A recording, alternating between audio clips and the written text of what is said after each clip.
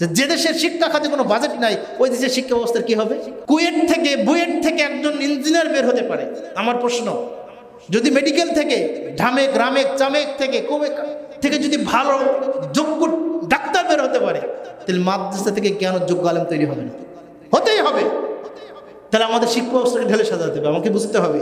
আমাদের কাছে প্রথম প্রশ্ন এসেছে, ইমানের মূলনীতিগুলো কি কি? ইমান বিশুদ্ধ করব কিভাবে? পরিপূর্ণ ইমানদার হওয়ার জন্য কি কি করব? মাশাআল্লাহ, সুন্দর প্রশ্ন। তিনটি প্রশ্ন। ইমানের মূলনীতি। সম্মানিত উপস্থিতি, এই আলোচনাটা একটু লম্বা এবং একটু বুঝার জিনিস। আমরা অধিকাংশ মানুষ ইমান কি জিনিস বুঝি না। কিন্তু বিস্তারিত আলোচনায় না গিয়ে যে প্রশ্নটা এখানে করা হয়েছে সেটাই উত্তর দিব। ইমানের মূলনীতি 6টা। 1, আল্লাহর প্রতি বিশ্বাস ইমান আনয়ন করা। 2, ফেরেশতাগণের প্রতি ইমান আনয়ন করা। 3, আসমানি কিতাবসমূহের প্রতি ইমান আনয়ন করা। 4, রাসূল নবী রাসূলগণের প্রতি ইমান আনয়ন করা। 5, আখিরাতের প্রতি ইমান আনয়ন করা। 6, তাকদীরের ভালো মন্দের প্রতি ইমান আনয়ন করা। এটা হলো ইমানের রকন, আরকানুল ইমান, মূলনীতি, স্তম্ভ। আমরা বলি ইমান অর্থ বিশ্বাস, এটা সঠিক নয়। ইমান অর্থ স্বীকার করা, স্বীকার করে নেওয়া। এই স্বীকার করাটা কিন্তু শুধু মৌখিকভাবে স্বীকার করলে স্বীকার হয় না, ওটা আমলে, কথায় এবং অন্তর দিয়ে পালন করাটার নাম কিন্তু স্বীকার করা।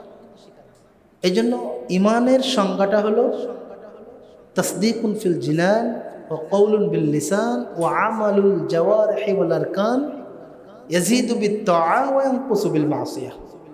ইমান হলো অন্তরে বিশ্বাস করা, মুখে স্বীকার করা, কর্মকাণ্ডে বাস্তবায়ন করা। ভালো কাজের মাধ্যমে ইমান বৃদ্ধি পায়, খারাপ কাজের মাধ্যমে ইমান হ্রাস পায়। রাসূলুল্লাহ সাল্লাল্লাহু আলাইহি ওয়াসাল্লামকে জিজ্ঞাসা করা হলো, আইয়ুল আমালু আফদাল, সহিহ বুখারীর 26 নম্বর হাদিস, যে সবচেয়ে উত্তম আমল কোনটা? তো তিনি বললেন, আল ঈমানুন বিল্লাহি ওয়া রাসূলিহি, আল্লাহর প্রতি এবং তার রাসূলের প্রতি ঈমান আনয়ন করা। এটা হলো সবচেয়ে বড় আমল। মানে ইমানটাও আমল, ইমানটাও আমল। আমল মানে নামাজ রোজা হজ জাকাত কাজকে বোঝায় না, ইমানটাও আমল। আল্লাহ এবং আল্লাহ রাসূলের প্রতি ঈমান আনয়ন করাটাও এটাও আমল। অতএব ঈমান কথায় স্বীকার করা, অন্তরে বিশ্বাস করা, কর্মকাণ্ডে বাস্তবায়ন করার 3টা সমন্বিত রূপ হলো ঈমান। আর এর ভিতরে 2টা জিনিস মূল। এটা হলো মুখে স্বীকার করা, অন্তরে বিশ্বাস করা, এটা মূল। আর কর্মকাণ্ডে বাস্তবায়ন করা, এটা শাখা। যে যত বেশি আমল করবে তার ঈমান তত বেশি মুক্ত হবে। যে যত বেশি আমল করবে, এই যে পরিপূর্ণ ঈমানদার হওয়ার জন্য কি করব? যে যত বেশি আমল, আজকে আমরা যে আলোচনা করলাম, যতগুলো ইলম আমরা অর্জন করব, সেগুলো বাস্তবায়ন করার মাধ্যমে আপনার ঈমানটা পরিপূর্ণ হয়। কোরআনুল কারীমের পাতায় পাতায় মুমিনদের গুণাবলী উল্লেখ করা হয়েছে, সেগুলো আমরা পরিপালন করব। ঈমান বিশুদ্ধ করার উপায় আলোচনা করার আগে আপনাকে ঈমানকে বিশুদ্ধ ঈমানকে সম্পর্কে জানতে হবে। এই জন্য সালফে সালেহিন আহলুস সুন্নাহ ওয়াল জামাআতের যে আলেমগণ আছেন তাদের দার্সে বসতে হবে, তাদের লেখনী বই পড়তে হবে এবং এ ব্যাপারে জ্ঞান অর্জনের জন্য সর্বদা চেষ্টা করতে হবে। আল্লাহর কাছে চাইতে হবে, পানাহ চাইতে হবে, আল্লাহ আমাকে পরিপূর্ণ ঈমানদার বানান। আমার ঈমানটাকে সঠিক আছে কিনা। যারা আলেম, ফাসআলু আহলাদ যিকর ইন কুনতুম লা তা'লামুনা বিল বায়িনাতি ওয়াজ জুবুর, যারা জানো না তোমরা, যারা জানে তাদের কাছে জিজ্ঞাসা করে নাও। ঈমান পরিপূর্ণ বা বিশুদ্ধ করার প্রথম উপায় আপনাকে ইলম অর্জন করতে হবে। ইলম সম্পর্কে, শরীয়ত সম্পর্কে, ঈমান সম্পর্কে আপনাকে ইলম অর্জন করতে হবে। এটা কর্মকাণ্ডে বাস্তবায়ন করতে হবে। সালফে সালেহিন বা সৎ নেককার বিশুদ্ধ ঈমানদার ব্যক্তিদের সহবত গ্রহণ করতে হবে, আলেমদের সহবতে থাকতে হবে, নিয়মিত কোরআন তেলাওয়াত করতে হবে। প্রতিদিন 1 পৃষ্ঠা হলেও আপনাকে কোরআন তেলাওয়াত করতে হবে।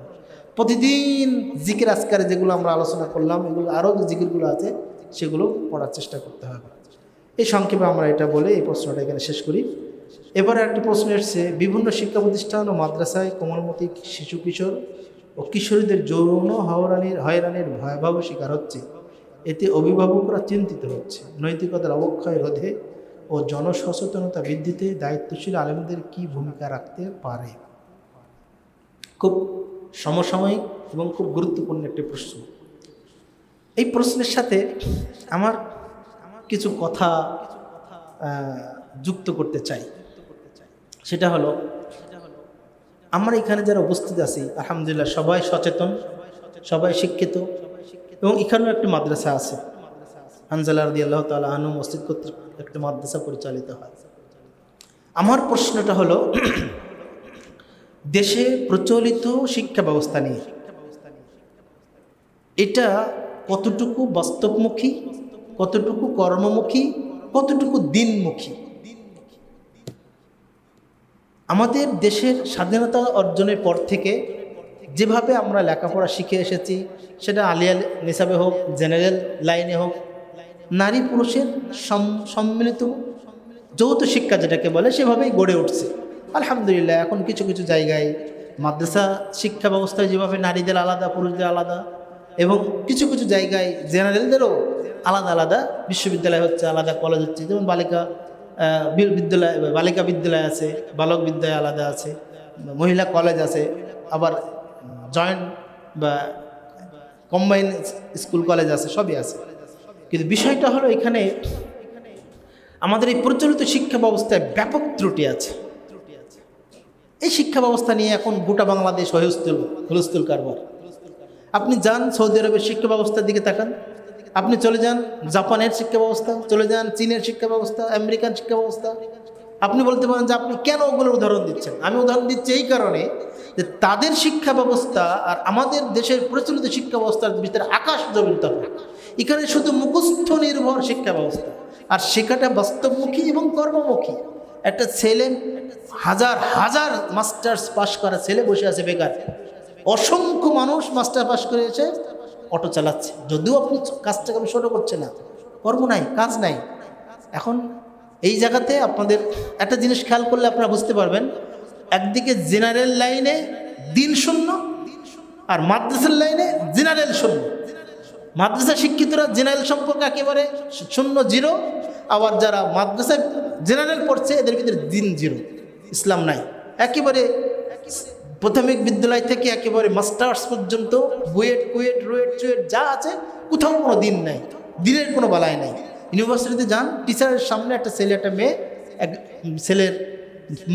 ছেলে মেয়ের উরুর মাথা দিয়ে শুয়ে আছে, টিচারের বলার কোনো ক্ষমতা নাই।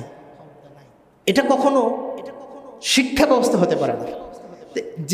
যে অভিভাবক এই ভাইটা প্রশ্ন করেছেন, এখানে আমাদের দেশের অনেক মাদ্রাসা প্রতিষ্ঠিত হচ্ছে, মহিলা শাখা আলাদা হচ্ছে, পুরুষ শাখা আলাদা হচ্ছে।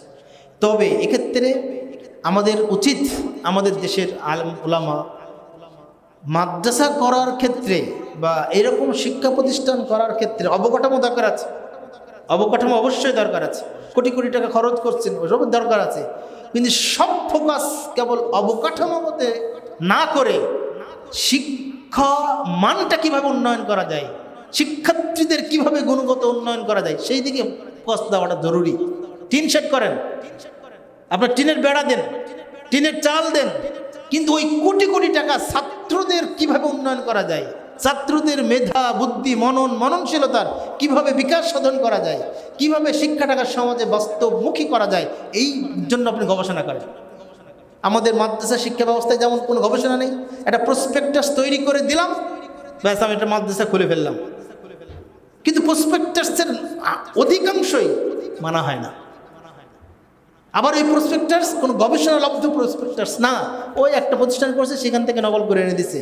শিক্ষা খাতের আপনি বিগত কয়েকদিনের রিপোর্ট দেখেন, স্বাধীনতার যুদ্ধের পর থেকে এ পর্যন্ত, বিশেষ করে বিগত 20 থেকে 25 বছরের ইতিহাস দেখেন, বাংলাদেশের বাজেটে শিক্ষাক্ষেত্রে গবেষণায় কোনো বাজেট নেই। যে দেশের শিক্ষা খাতে কোনো বাজেট নাই, ওই দেশের শিক্ষা ব্যবস্থার কী হবে? এক্ষেত্রে আলেমদের ভূমিকা কী? সবচেয়ে বড় দরকার আগে আলেমদের ঐক্য। আপনি একটা প্রতিষ্ঠান করছেন, আমি একটা প্রতিষ্ঠান করছি, আর একটা প্রতিষ্ঠান দরকার নেই এরকম প্রতিষ্ঠানের। এটাকে ব্যাগের ছাতার মতো প্রতিষ্ঠানের দরকার নেই। আপনি প্রতিষ্ঠান একটা প্রতিষ্ঠান করেন, সেটা পৃথিবীর ইতিহাসে শ্রেষ্ঠতম প্রতিষ্ঠান করেন, সকল আলেমরা সেখানে আসবে, মাসিক মিটিং হবে, কিভাবে উন্নয়ন করা যায়, কিভাবে সিলেবাস নির্মাণ করা যায়, কিভাবে ছাত্রদের বাস্তবমুখী শিক্ষা দেওয়া যায়।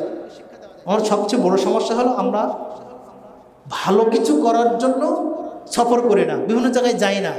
দেখেন আজকের যুগে যখন আমেরিকা ইসরায়েল মিলে ইরানে যুদ্ধ করছে, তখন বৈষয়িক খাতিরে পাকিস্তান সবলক এ করে সমঝোতা করে ইরান আর ইসরায়েল পাকিস্তান আমেরিকা বসলো না? তারা যদি বসতে পারে, উম্মার জন্য আলেম সমাজ আমরা কেন বসতে পারি না? আমার প্রশ্ন কি অযৌক্তিক? এখন প্রতিযোগিতা শুরু হয়ে গেছে শিক্ষা ব্যবস্থার কে নিয়ে। এটা একটা বিজনেস, কমার্শিয়াল দিকে, কমার্শিয়াল করেন, সমস্যা নেই, কিন্তু মানসম্মত শিক্ষা করেন। যদি বুয়েট থেকে একজন ইঞ্জিনিয়ার বের হতে পারে, আমার প্রশ্ন, যদি মেডিকেল থেকে রামেক চামেক থেকে কোমেক থেকে যদি ভালো যোগ্য ডাক্তার বের হতে পারে, তাহলে মাদ্রাসা থেকে কেন যোগ্য আলেম তৈরি হবে না? হতেই হবে। তাহলে আমাদের শিক্ষা ব্যবস্থাকে ঢেলে সাজাতে হবে, আমাকে বুঝতে হবে। এটার জন্য আসলে খুব দুঃখ করেও বলতে হয় যে এই ক্ষেত্রে আলেমদের সচেতনতা, আলেমদের ঐক্য এবং জাতি উম্মার জন্য ঐক্যবদ্ধ ভূমিকা ছাড়া একক প্রচেষ্টায় এই মারাত্মক অবক্ষয় থেকে বেরিয়ে আসা খুবই কঠিন। আরও অনেক কিছু বলার ছিল, সংক্ষিপ্ত আলোচনা, আমরা এটাই আপনাদেরকে বলতে চাইলাম। এরপরে মাযহাব মানার ক্ষেত্রে শরীয়তের বিধান কি?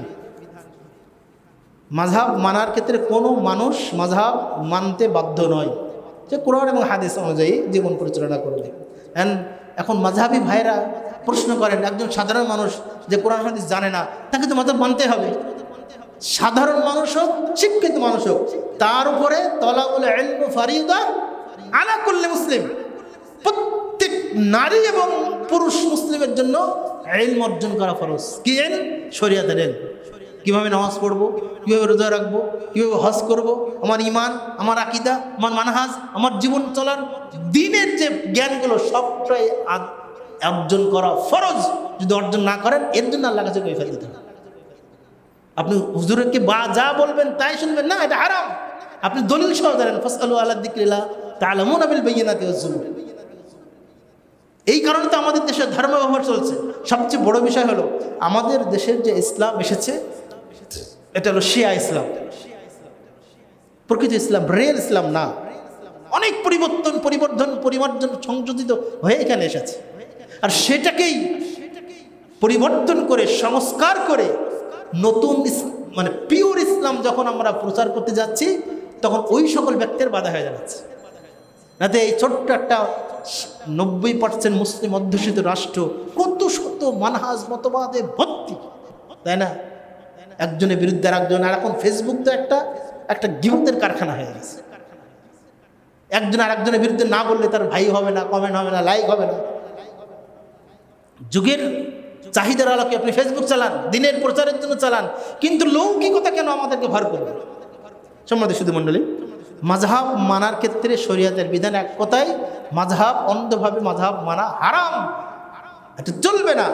কোরআন এবং সুন্নাহ আপনাকে মানতে হবে, জানতে হবে, পড়তে হবে। কিন্তু আমাদের মাযহাবী ভাইরা পড়ে না। দেখবেন হিন্দুদের ভিতরে যারা ধর্মগুরু আছে, ওরা ওদের অনুসারীদেরকে কোনো হিন্দুদের কিতাব পড়তে দেয় না। পড়লে তো ওরা জেনে যাবে। কিন্তু ইসলামে কি এটা নিষেধ আছে? ইসলামে কি এরকম বাইন্ডিং আছে?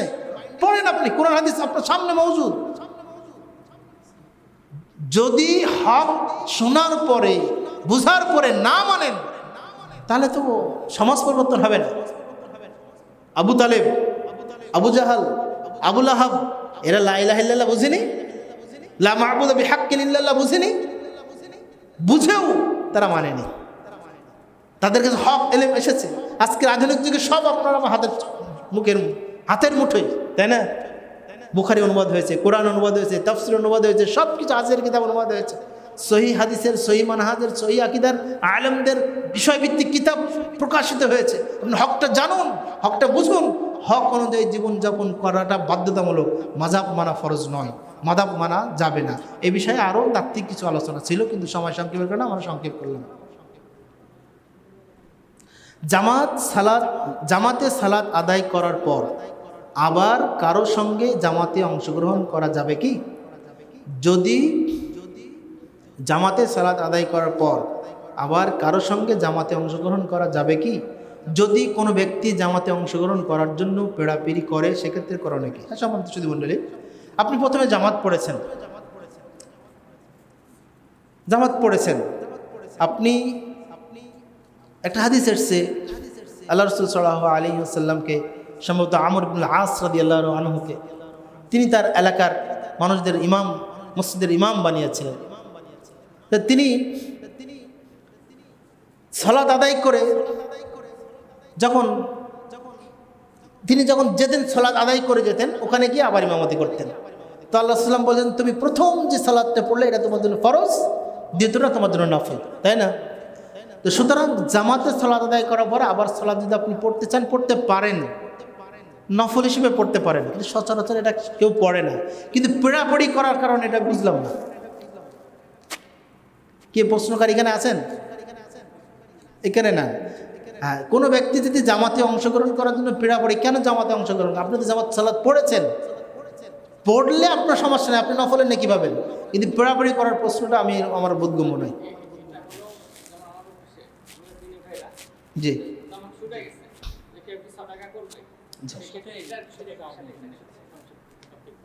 মানে তাদের সাথে সংশ্লিষ্ট হবে কিনা?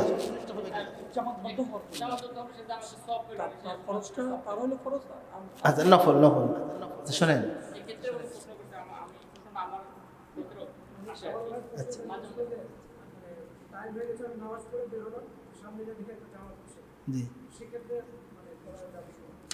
নিয়ম তো আসলে আওয়ালাতে সালাত আদায় করা। দেখেন, আমাদের দেশের অধিকাংশ জায়গায় সালাত দিল্লিতে আদায় করা হয়, তাই না? জোহরের সালাত 1:30টায়, আসরের সালাত 5টায়, শেষ আখের ওয়াক্তে আদায় করা হয়। কিন্তু আপনি আওয়াল ওয়াক্তে পড়ে নিলেন, এটা কন্টিনিউয়াস আপনি পড়ছেন, কিন্তু কন্টিনিউয়াস পড়বেন না। আপনি মাঝে মাঝে জামাতে পড়বেন, বাড়িতে পড়েন, কিন্তু জামাতে এসে হাজির হন। প্রথমটা আপনার জামাত, প্রথমটা আপনার ফরজ, দ্বিতীয়টা আপনার নফল হয়ে যাবে।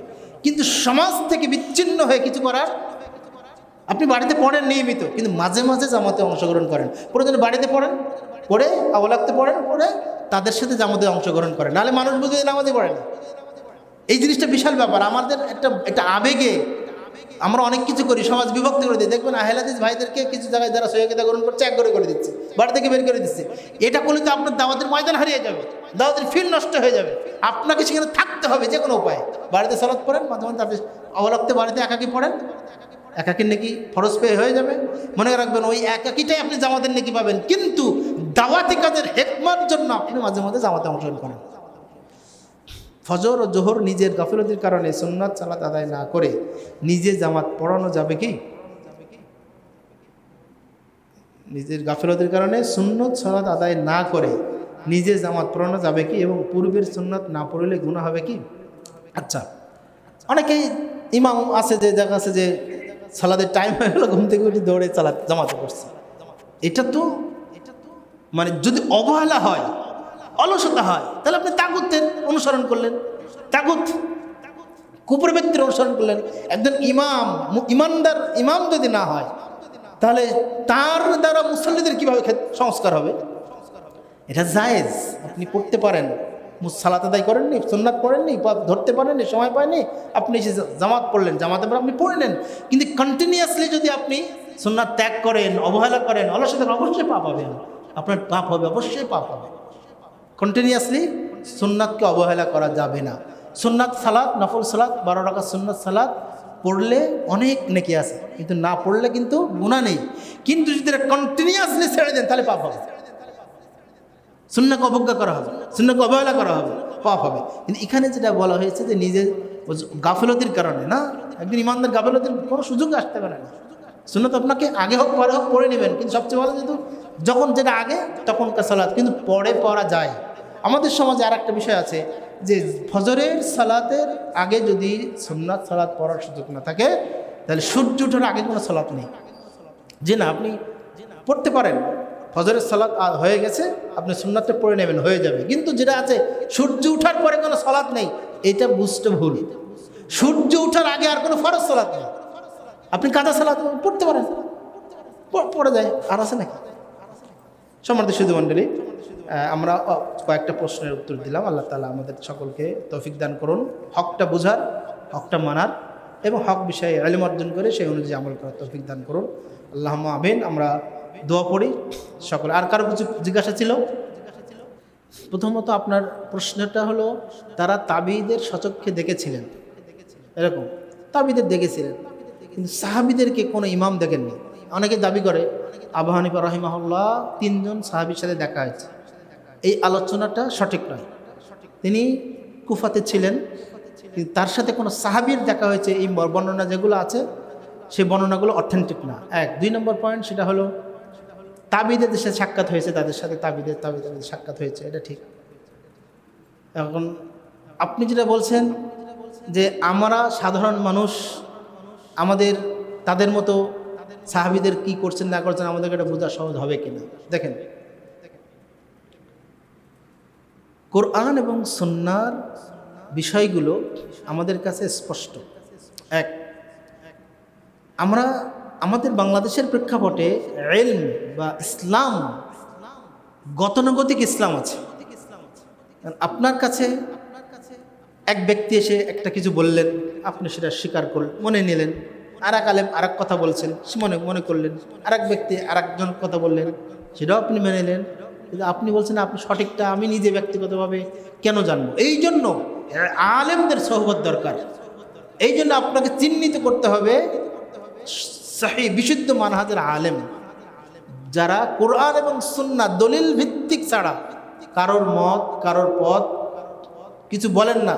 শুধু কোরআন হাদিস থেকে যারা কথা বলেন, যাদের লেখনী আছে, তাদেরকে আপনাকে চিহ্নিত করতে হবে। আপনি যেমন জমি কেনার জন্য 10 জন মানুষের কাছে ঘুরে বেড়ান, বাজার করতে গিয়ে বিভিন্ন জায়গায় যান, আপনাকে যাচাই করতে হবে, বাছাই করতে হবে।